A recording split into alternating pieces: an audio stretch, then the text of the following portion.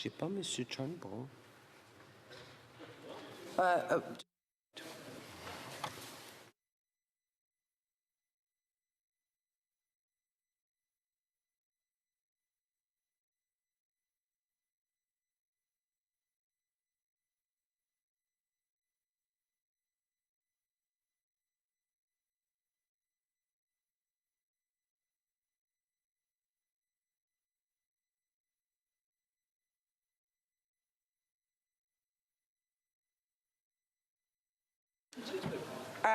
Sorry, the honourable member for Vancouver East is rising on a point of order.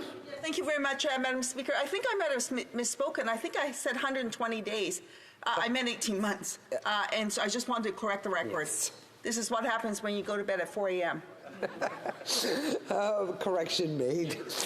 Resuming debate, the Honourable Parliamentary Secretary to the Minister of Innovation, Science and Industry.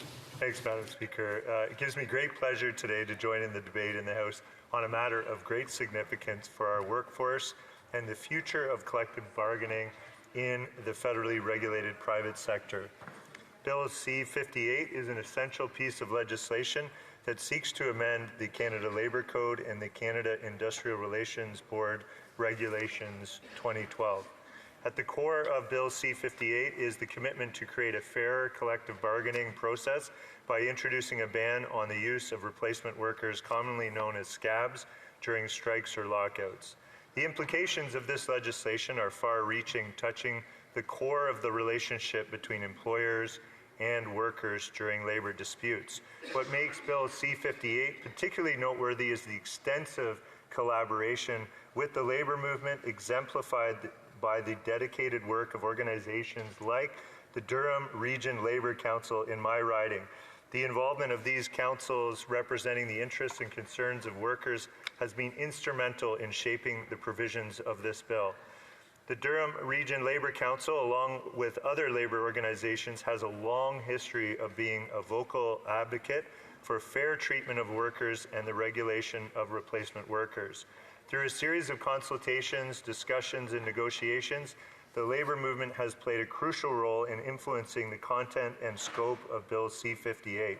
The goal has been to strike a balance between the rights of workers to engage in collective bargaining and the operational needs of employers, especially during critical periods of labour disputes. This collaborative process has strengthened the bill significantly, demonstrating what can be achieved when diverse voices, especially those representing the labour movement, actively engage in the legislative process. The provisions within this bill reflect a balanced approach, acknowledging the rights and responsibilities of both workers and employers. As Teamsters Canada President François Laporte put it, this is a big step forward for workers. And Lana Payne, National President of Unifor, which represents the thousands of skilled trades people at GM Oshawa's assembly plant, added, the legislation is a step forward, leveling the playing field. It will be good for the economy and good for labor relations, end quote. And to quote our Labor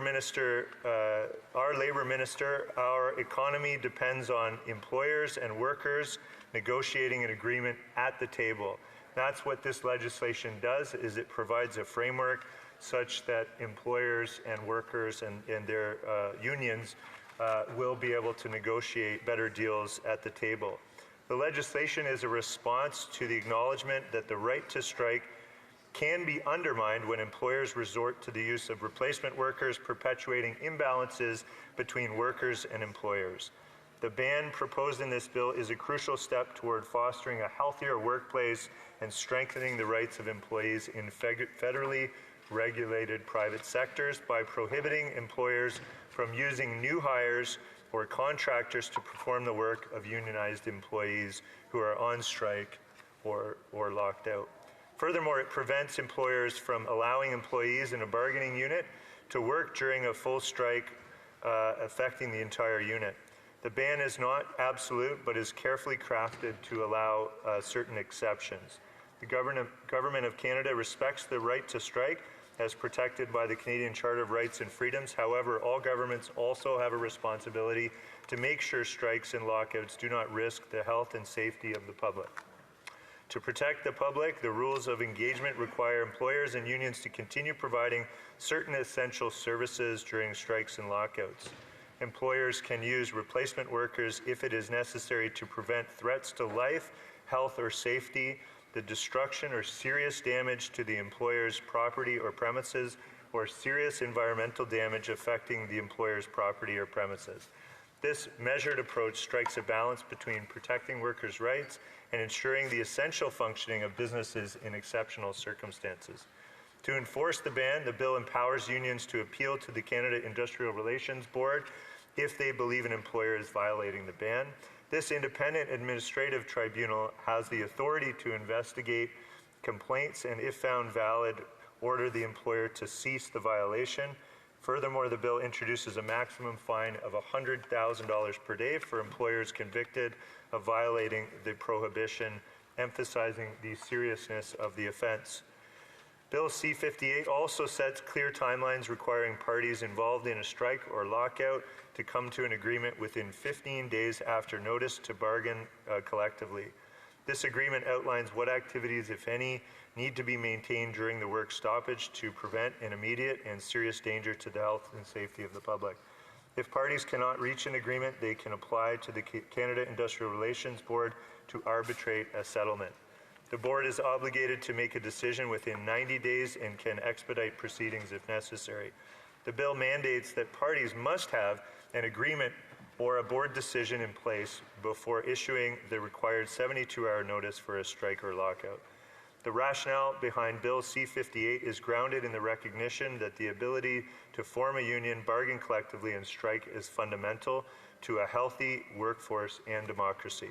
The prohibition of replacement workers is a critical step toward preserving the integrity of the right to strike, ensuring that workers can act collectively without facing the threat of immediate replacement. The ban on replacement workers is a positive economic move. It promotes stability, certainty, and better collective agreements by preventing the distraction from the bargaining table, which could otherwise prolong disputes and negatively impact workplace dynamics for years. By addressing these challenges head-on, Bill C-58 aims to create an environment conducive to constructive labor relations and economic prosperity. In conclusion, Madam Speaker, Bill C-58 represents a significant milestone in the ongoing efforts to enhance the collective bargaining process in federally regulated private sectors. By introducing a ban on replacement workers and improving the collective bargaining process, this legislation aims to strike a balance between workers' rights and the essential functioning of businesses. Let us all remain focused on the overarching goal, which is to create a fairer and more equitable collective bargaining landscape. Bill C-58 is a step toward achieving this goal. Together, we can build a future where the rights of workers are protected and our economy thrives on the principles of fairness and cooperation. Thank you, Madam Speaker. Questions and comments? Questions et commentaires. The Honourable Member for North Island Power Route. Yes. Well, thank you, Madam Speaker, and I thank the member for his speech. The NDP is very proud of the work that we've done on this bill.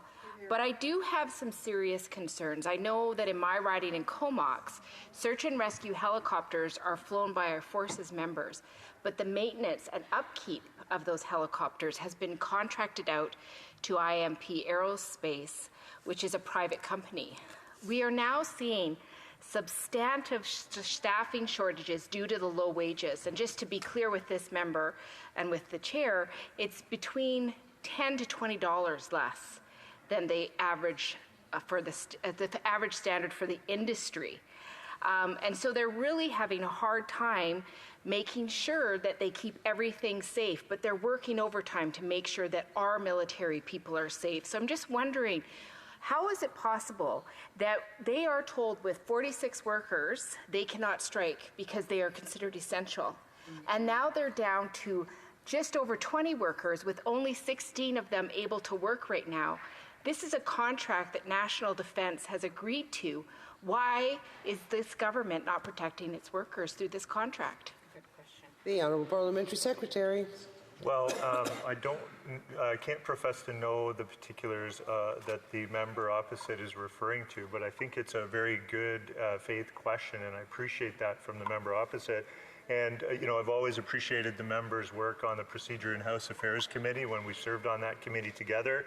I'd be happy to look into that matter. I can't say that I know enough about the details of that, and I guess I would need to clarify some of those details before I could undertake to answer the member's question, and I don't want to give her an answer that is just for the sake of it, but I'd rather give a legitimate response. So thanks.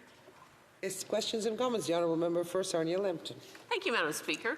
And so my question has to do with the government's departments. They've got a whole IT department. They've got a whole procurement department that outsources and looks for help if they need it. So in the ArriveCan app, I want to know why the government decided to outsource the procuring of IT when they have a whole IT department and a whole procurement department. The honourable parliamentary secretary. Well, thank you to the member opposite for the question. I'm not sure I see the relevance to the particular bill that we're focused on, but perhaps I can speak to, one of the questions that's come up is why does this not include the public sector? And I think that is the reason for that is that this is a particular set of amendments to the Labour Code, which is not the Public Service Act. Which is another act, and my understanding is that the public sector unions have agreements with the federal government on ensuring that during any labor disputes that essential services are able to be fulfilled and that Canadians don't see any interruption for those essential services. So those agreements have been worked out, and my understanding is that public sector unions do not use replacement workers. Questions et commentaires, l'honorable. The honourable member for Berthier-Masquinongé. Thank you, Madam Speaker. I'd like to thank my colleague for his speech. I have a fairly blunt question for him. Does it not bother him that there's an 18-month delay in this legislation? 18 months before coming into force. That is longer than the current term of his government. We all know that there may be a change of government before this legislation comes into force. But this is critical. We're talking about protecting workers' rights. We've had that in place in Quebec since 1977. Canada is dragging its feet. Shouldn't this be done more quickly? I'd like to hear from him about this delay. L'honorable secrétaire parlementaire. Well, thank you to the member opposite for the question, and I wish my French was good enough to respond en français, but I will say that the 18-month timeline of coming into force is something that was debated, that we did work on, and that we felt that unions and labor organizations, as well as employers, needed the runway to adapt, because this is a really significant change. It's arguably one of the biggest changes in terms of collective bargaining in Canadian history. I would say that that